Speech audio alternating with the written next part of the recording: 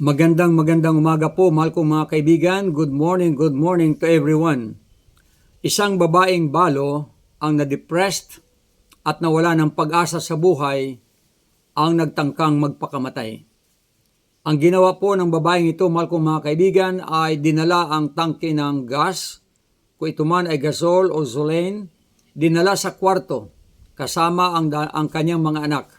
At pagkatapos ay binuksan ang tangke ng gas.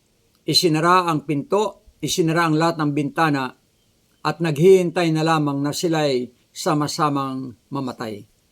Subalit, mahal ko mga kaibigan, sa hindi naasahang pangyayari, ang radyo sa labas ay nakalimutang isara at nagkataong nagsasalita si Pastor Galang, mahal ko mga kaibigan, sa Voice of Prophecy. At ang kanyang sinabi ay, ang Panginoon ay muling babalik o muling darating. Humanda ka at siya'y salubungin. Ang ating Panginoong Hesus ay may dalang pag-asa sa sanlibutan ito. Nung marinig po ng babaeng balo ang salita at nagpatuloy pa si Pastor Galang, nabuksan ang kanyang kaisipan na may pag-asa pala sa kabila ng matitinding problema na kanilang sinasapit. Kaya't dali-daling isinara ang tangke ng gas at pagkatapos binuksan ang mga bintana at pinto at sila'y lumabas. Sila'y naligtas sa tiyak na kamatayan. Mahal kong mga kaibigan, lahat tayo po ay naglalakbay sa mundong ito. At ang ating paglalakbay ay journey of hope and faith. So itong tinatawag nating spiritual journey of faith and hope, mahal kong mga kaibigan. Lahat tayo ay kasama sa paglalakbay. Walang magsabing hindi kasama, sapagkat so long na ikaw ay nabubuhay sa mundong ito, ikaw ay naglalakbay patungo sa end of the world. Ang mga Kristiyano ay naglalakbay patungo sa pangako na ito ay ang pangako ng ating Panginoon, the land of promise, na wala ba kundi ang langit na bayan. Kaya't narito ang sinabi ni Apostol Pablo sa Romans chapter 5 verse 2, mahal kong mga kaibigan. Babasahin ko po ito sa English at kayo na po ang mag-unawa. Ganito po ang pagkasabi ni Apostol Pablo sa sulat sa mga taga-Roma, chapter 5, verse 2. Therefore, being justified by faith, we have peace with God through our Lord Jesus Christ, by whom also we have access by faith into His grace, wherein we stand and rejoice in His hope of the faith in His grace. Ang sabi niya to, and not only so, but we glory in tribulation, also knowing that tribulation worketh patience, and patience experience, and experience hope. And hope maketh not ashamed, because the love of God is shed abroad in our hearts by the Holy Spirit, which is given unto us. So mahal ko mga kaibigan, ito po ang sinabi ni Apostol Pablo sa Romans chapter 2 at chapter 5 verse 2. Kaya ating ang sabi po dito ni Apostol Pablo, mahal kong mga kaibigan, ay rejoicing in hope of the glory of God. Just imagine, mahal kong mga kaibigan, sa kabila ng maraming pagsubok ay tayo po ay dapat mag-rejoice in the glory of God.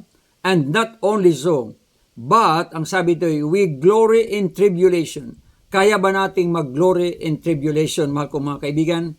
Ang ibig sabihin ay mga matitinding pagsubok, matitinding kahirapan, at matitinding pagsubok ay tayo'y dapat hindi mawala ng pag-asa.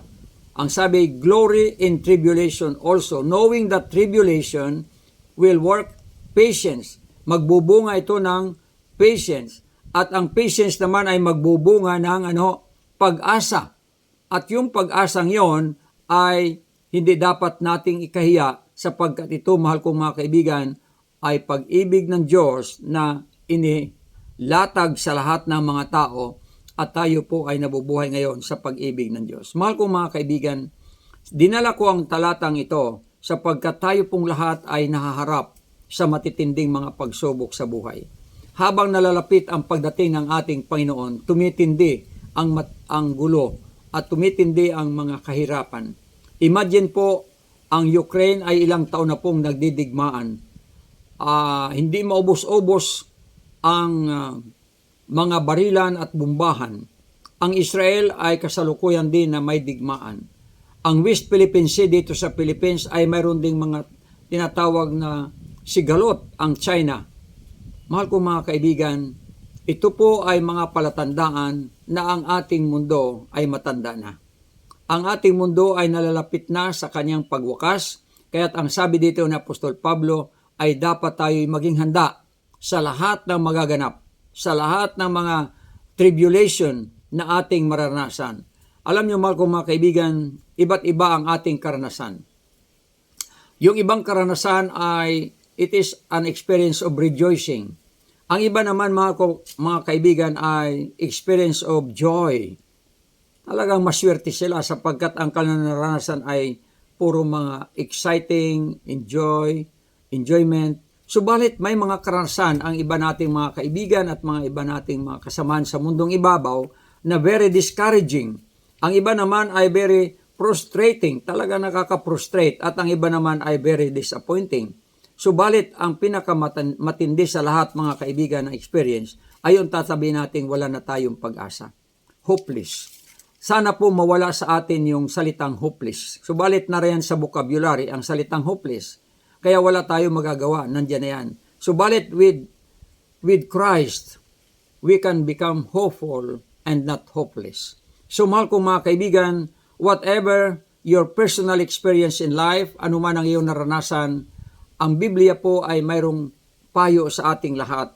Sa ating spiritual journey going to heaven, huwag nating kalimutan na isama natin ang ating mahal na Panginoon.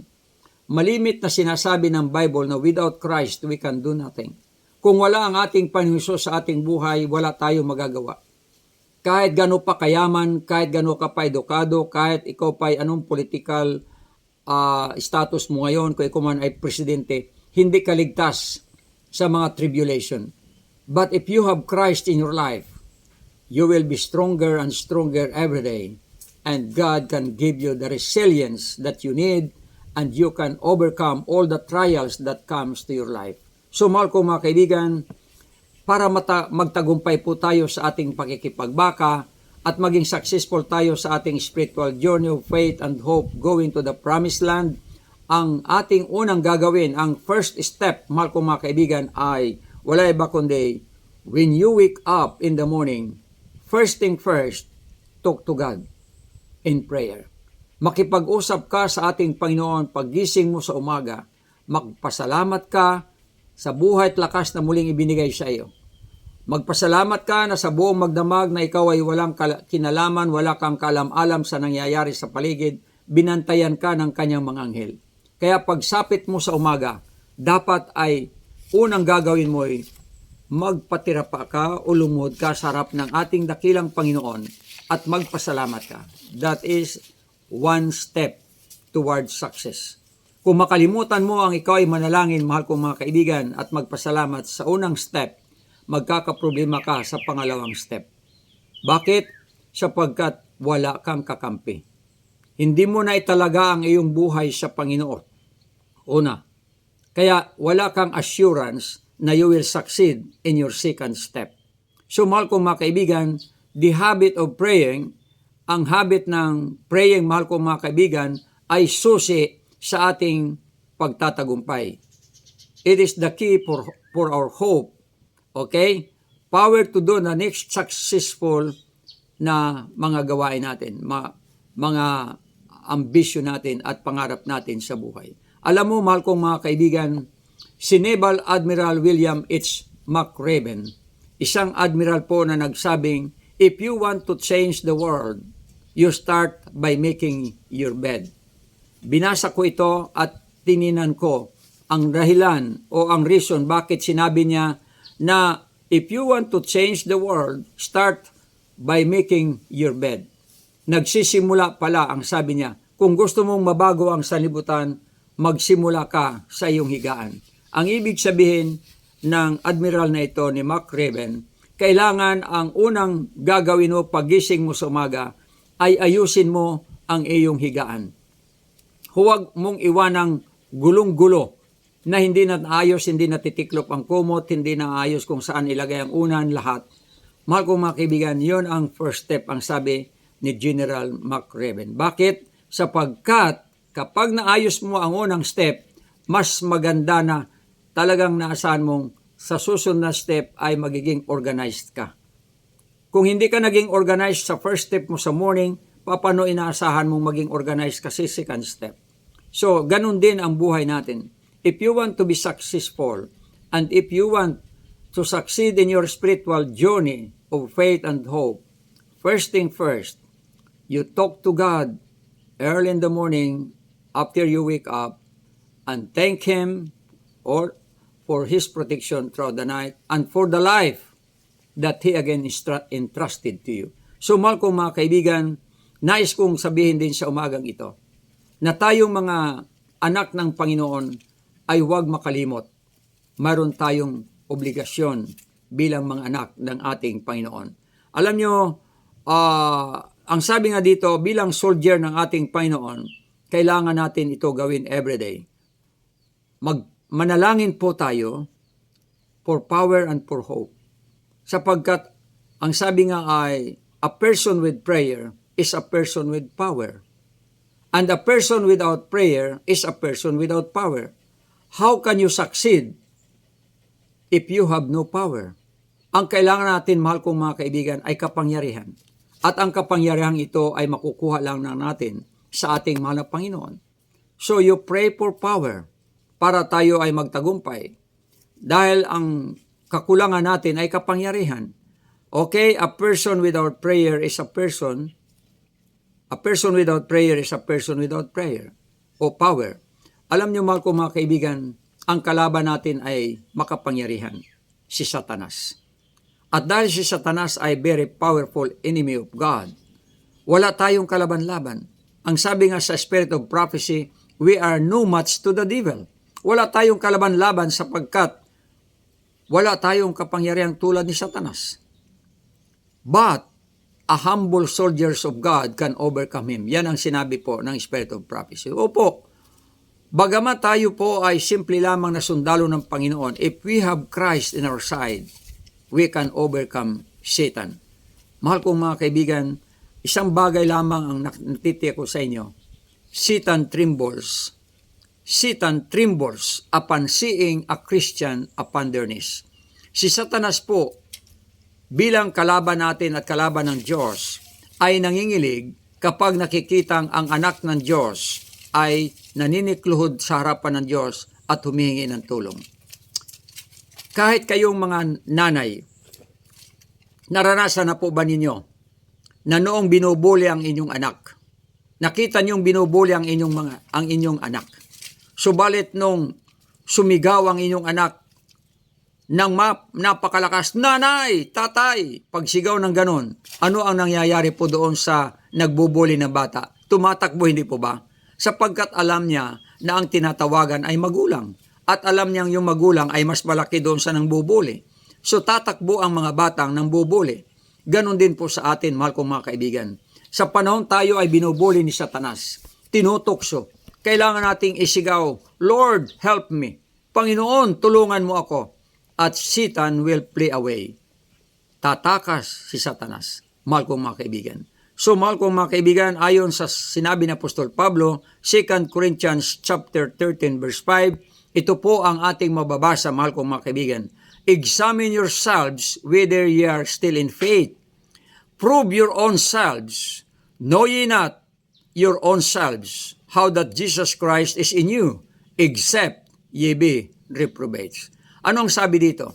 Ang payo po ni Apostol Pablo sa lahat ng mga Kristiyano at sa lahat ng mga anak ng Panginoon ay siyasatin niyo ang inyong sarili kung kayo'y nasa pananampalataya pa. O nga naman, baka kayo po ay wala na sa pananampalataya. Baka kayo po ay detached na, hiwalay na sa ating Panginoon at ini-expect pa ninyong magtatagumpay. Sorry. Wala kang magagawa without Christ. So ang kailangan natin ay lagi nating siyasatin ang ating sarili kung tayo po'y nasa pananampalataya pa. Ang sabi ni Apostol Pablo, examine yourselves whether you are still in faith and prove to yourselves. Mahal kong mga kaibigan, patunayan natin na tayo po ay may pananampalataya pa. Our spiritual journey of faith and hope needs power from God. needs power from Jesus Christ. For without Christ, we can do nothing. So mahal kong mga kaibigan, kailangan natin palaging i-examine natin ang ating sarili if we want to be successful in our spiritual journey of faith. Ganon din po, mahal kong mga kaibigan, si King David ay isa sa maganda ang kanya ring tinurang. Basahin natin ang Psalms 139 verse 23 to 24. Ulitin ko po, Psalms 139 verse 23 to 34. Ganito po ang sinabi ni Haring David. Search me, O God. Just imagine. Mismo si Haring David ay bukas para siyasatin siya ng Panginoon. Search me, O God, and know my heart today.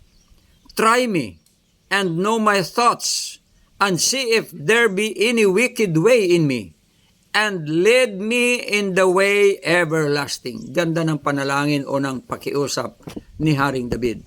Ang sabi niya, Panginoon, siyasatin mo ang aking puso at ang aking isipan, sapagkat alam ko na ako ay isang taong makasalanan. Kapag nakita po niyo, mahal kong Panginoon, ang aking puso at isipan ay may mga narurumi pa, may mga wicked ways in me. Ang sabi niya, and know my thoughts, and see if there any wicked way in me. Kung may nakita kang wicked way in me, sa isipan ko, sa puso ko, ang sabi, lead me in the way everlasting. Pangunahan niyo ako sa way of everlasting. Ganon din sana ang ating panalangin. Ganon din sana ang ating pakiusap. Lord, search me. Search my heart and know my thoughts today. Sana ganon ang ating laging banggitin. Upang sa gayon, nakakatiyak tayo na lagi tayong malinis sa harap ng ating Panginoon. At ang ating mga panalangin, ang ating kahilingan ay magiging katanggap-tanggap sapagkat malinis tayo sa harap ng ating Panginoon Diyos. Kaya't ang sabi ni Apostol ni Haring David, search me, O God. Okay? And know my thoughts today. Mahal kong kaibigan, mari po bang tayo ay sama-sama rin na hilingin natin sa Panginoon, siyasatin tayo. Wala na tayong kuminsan panahon para siyasatin natin ang sarili.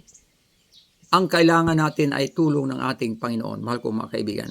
Opo, ang tulong ng Panginoon ay ating matatamo kung tayo lamang ay humiling. Kaya't ang sabi ng Panginoon, ask and it shall be given.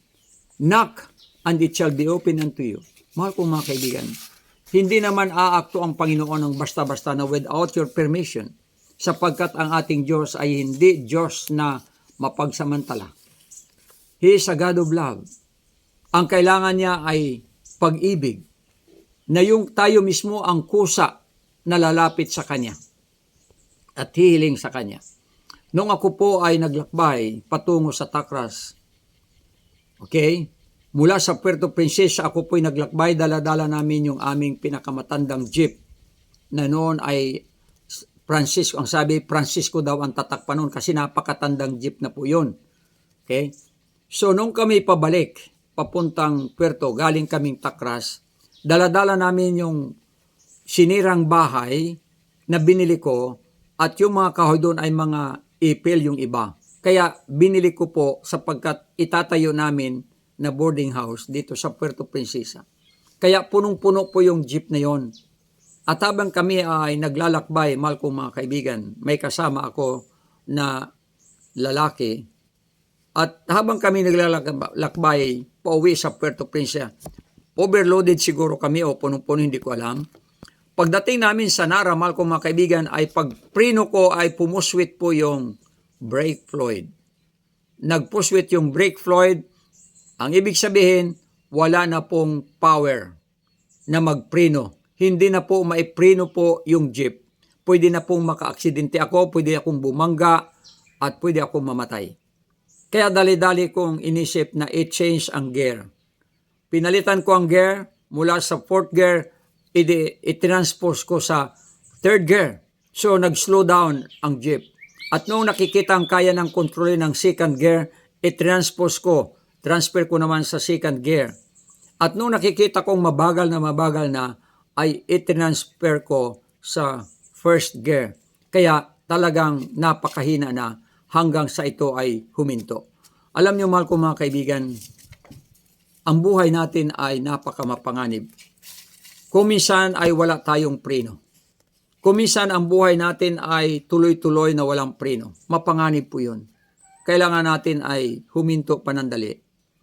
Ang pagkakamali ko, mahal kong mga kaibigan, ay umalis kami ng takras na hindi ko man lamang sinilip ang silong ng jeep kung may nakikita akong leak sa mga otagas mula sa brake fluid. Nakalimutan kong siya sa atin yung ilalim. Kasi nakikita po sa ilalim, tingnan mo yung 4 na gulong. Kapag may nakikita kang parang tumatagas na brake fluid doon sa kahit isa lang na gulong, ibig sabihin ay mayroong damage ang iyong preno. Kaya dapat ay hindi ka magbiyahe, ayusin mo muna para hindi ka mapahamak. Nagkamali po ako. So ganun din sa ating journey, spiritual journey going to heaven. Kailangan nating siyasatin. Kaya ang sabi ni Apostol Pablo, siyasatin mo ang inyong sarili kung kayo nasa pananampalataya. Examine yourselves whether you are still in faith. Kasi kung makalimutan nating siyasatin na wala na pala tayong pananampalataya, wala na tayong relasyon sa ating Panginoon, at patuloy tayong tumatakbo at naglalakbay sa mundo, napakamapanganib. Pwede tayong mapahamak at mawala ang kaligtasan. So mahal kong mga kaibigan, ang sabi ng Spirit of Prophecy na sinulat ni Mrs. Ellen G. White, ang sabi ni, no one falls into Satan's hand unless he moves away from Christ. Walang lalagpak o babagsak sa kamay ni Satanas na Kristiyano, malibang siya mismo ang kusang humiwalay sa ating Panginoon. Opo, mahal kong mga kaibigan, ako po ay sang-ayon doon. Kailanman ay hindi tayo babagsak kay Satanas hanggat tayo po ay hindi umaalis sa Panginoon. Surely God will protect us. Surely will help us to stand firm no matter what. Subalit sa oras na umalis ka sa panig ng ating Panginoon, tiyak ikaw ay babagsak sa kamay ni Satanas. Mahal kong mga kaibigan, batid na natin. Napakaraming mga tao na ang bumagsak sa kamay ni Satanas. Kontrolado na sila ngayon ni Satanas. Minamanage na sila ni Satanas. They are already servant of Satan to do everything that is wicked. Hindi na nila makayang lumayo pa doon. Nagpapatuloy na lamang sila sapagkat they have no power to get out from the hands of Satan. Mahal kong mga kaibigan, huwag sanang intayin natin na tayo ay mapasakamay ni Satanas. Napakahirap. We are no match to the devil, ang sabi ng Spirit of Prophecy. Wala tayong kalaban-laban sa dyablo. Ang kailangan natin ay kapangyarihan para malampasan natin ang lahat ang lahat ng mga pagsubok sa buhay, mga tribulation sa buhay. Alam nyo, hanga ako sa training ng mga ZEAL, yung mga soldiers ng US, United States soldiers, ang tawag dito ay ZEAL. Ito ang special na mga sundalo ng Amerikano. Bago sila makagraduate, mahal kong mga kaibigan, binasa ko po yung pinagdadaanan nila. Sobrang hirap talaga.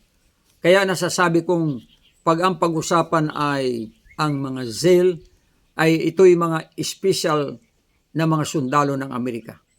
They can survive wherever they are. Alam niyo, mahal kong mga kaibigan, binasa ko kung paano sila i-train. Sila po ay iti-train na sumagupa sa malalaking alon at malalakas na agos. Dalagyan isang bangka ang kanilang sasagwanan, 7 sila.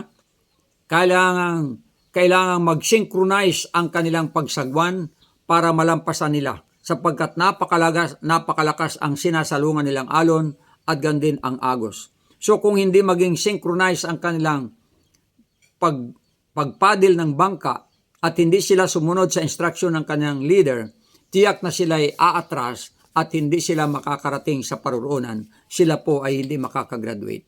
Isa pang nabasa ko po ay yung sila po ay palalanguyin ng 2 miles at midnight.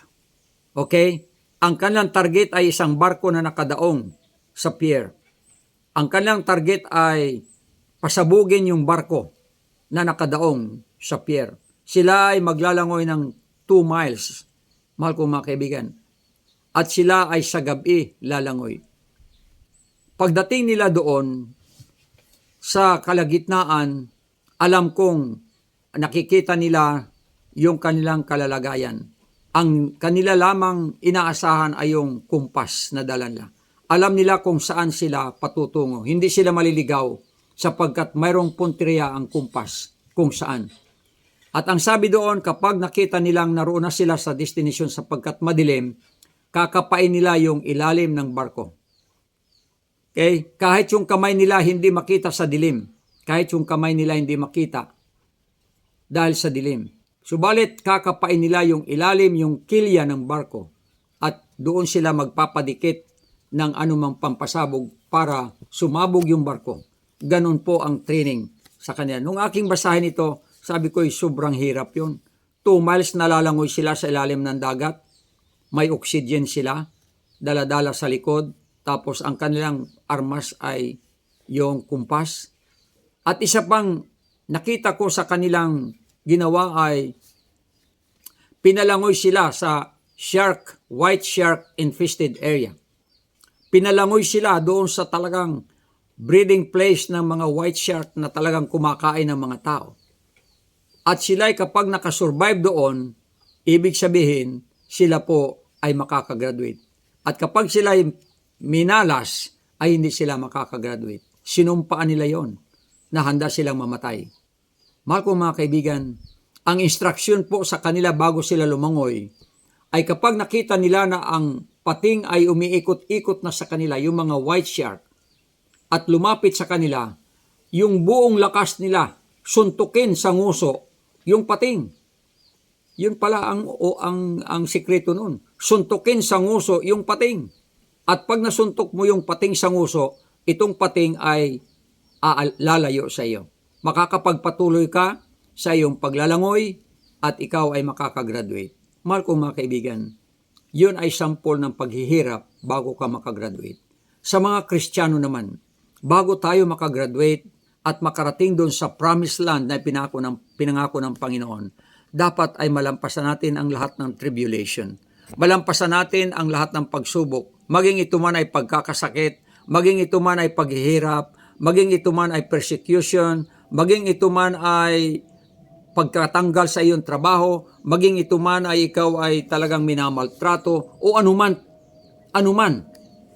ang ginagawa sa iyo ng iyong kapwa o paghihirap mo, dapat ay maging resilient ka. Okay? Dapat laksan ang iyong loob with hope and faith in God. Kapag nakalampas ka dito, ikaw ay ituturing na matagumpay at ikaw ay magiging karapat-dapat doon sa paraiso ng langit, sa heavenly home. Mahal ko mga kaibigan, nawa ang pag-aaral natin ngayong umaga ay nagsilbing inspirasyon sa bawat isa sa atin. Huwag nating kalimutan, bawat isa sa atin ay inaasahan ng Panginoong magtatagumpay. Ang kailangan lang natin ay sundan kung ano yung sinabi ng Panginoon. Ano nga po? Ang una nating gagawin ay sa umaga pa lang pagising, makipag-ugnayan na tayo sa ating Diyos. Italaga na natin ang ating buhay sa Kanya at humingi na tayo ng guidance what to do next. Upang sa gayon, mayroon tayong kapangyarihan at inspirasyon at malalampasan po natin ang lahat ng pagsubok. Ano ang pangalawa? Lagi nating siyasatin ang ating mga sarili kung tayo ay nasa pananampalataya pa. Sapagkat sa oras na makalimutan nating siyasatin ang ating mga sarili, baka matulad ka doon sa nangyari sa akin, na ako'y nagpatakbo ng sasakyan na hindi ko tiningnan muna ang kalagayan ng preno, kaya't ako ay muntik ng mamatay at mapahamak. Mahal ko mga kaibigan, dapat ang pangatlo, rejoice in tribulation. Kailangan tayo po ay mag-rejoice sa mga tribulation. Hindi dapat tayo malungkot. Kaya't ang sabi nga sa Romans 12, chapter 12, rejoice in hope, patient in tribulation, continuing instant in prayer. Ano po yung tatlong payo ni Apostol Pablo? Romans chapter 12, verse 12. Rejoice in hope, patient in tribulation, continuing instant in prayer. Mahal ko mga kaibigan, magpatuloy tayong manalangin sa Panginoon. Magpatuloy tayong humingi ng saklulo at tulong sapagkat we are no match to the devil. Tayo lamang ay magtatagumpay, mahal ko mga kaibigan, if we have Christ in our lives. With Christ, I can do everything. but without Christ, I can do nothing. Tayo po'y manalangin. Salamat po o Diyos sa inyong pangako na hindi nyo kami bibitawan. Habang kami ay umayakap sa inyo at humahawak sa inyo, kailanman hindi nyo kami bibitawan. Tulungan po kami, Ama, na manatiling matatag ang aming pananampalataya at relasyon sa inyo. Kahit anong pagsubok, mga hirap ang aming danasin, Ama, manatili kaming nakahawak sa inyo sapagkat alam naming wala kami magagawa kung wala po kayo. Maraming salamat po sa inyong pagmamahal at pagtangkilik sa amin hanggang sa kayo'y dumating. Maraming salamat sa pagtugon sa amin dalangin sa pangalan ni Jesus. Amen. Amen, mahal ko mga kapatid. God bless you, mahal ko mga kaibigan.